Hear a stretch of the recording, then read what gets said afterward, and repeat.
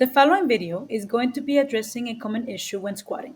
This impacts squat performance and overall movement, and that is the anterior pelvic tilt, also known as APT. We'll explore how APT represents itself during a squat, its biomechanical and anatomical implications, and how to correct it with some effective exercise strategies. Anterior pelvic tilt occurs when the pelvis rotates excessively forward in a sagittal plane, often leading to the hyperextension of the lower back. This posture is the result of muscular imbalances between tight and weak structures around the hips, pelvis, and lower spine. APT limits hip flexion and increases lumbar extension during squats, causing excessive loading of the lower back and restricting squat depth, disrupting the biomechanical alignment and the movement efficiency of the pelvis and lumbar spine and increase injury risk. Flexibility limitations contributing to APT typically includes tight hip flexors, weak or underactive glutes and hamstrings, and tight erector spinae muscles in the lower back. Tight hip flexors pull the pelvis forward into an anterior tilt, while weak glutes and hamstrings fail to counteract this motion. Tight erector spinae contributes to lumbar hyperextension, further worsening the tilt. Here's how APT often shows up during a squat. Notice how the pelvis tilts forward excessively, creating an exaggerated lumbar curve. This compensation puts stress on the lower back and reduces core stability. The hip flexors, particularly the iliopsoas, are overactive, while the glutes and hamstrings are underactive. Here are 5 exercises to help you correct and improve your squat and mitigate the anterior pelvic tilt. Starting with glute bridges. Lie on your back, bend your knees, and place your feet flat on the ground, hip width apart. Drive through your heels to lift your hips. Squeeze your glutes tightly while maintaining a straight line from your shoulders to your knees. Squeezing your glutes from the bottom all the way through the top. Perform 3 sets of 12 to 15 reps. For increased intensity, place a resistant band above your knees or weight on your hips. This exercise primarily targets the glutes maximus, hamstrings, and the erector spinae. Strengthening these muscles helps counteract anterior pelvic tilt by pulling the pelvis into a neutral position and reducing excessive arching of the lower back during a squat. Our next exercise is the hip flexor stretch. Begin in a half kneeling position or lunge, keeping the back knee on the floor and the other leg in front of you.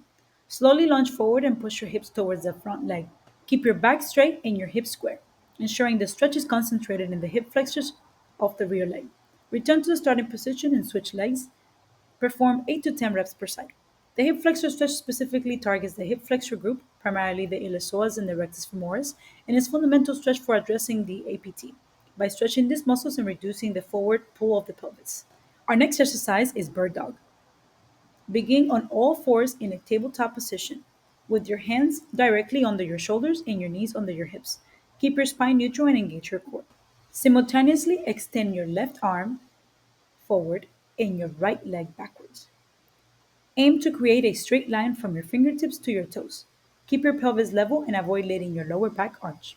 Hold the position for 2 to 3 seconds while maintaining core engagement. Slowly return to the starting position and repeat on the opposite side. This dynamics exercise strengthens the erector spinae, gluteus maximus, and core stabilizers like the transverse abdominis.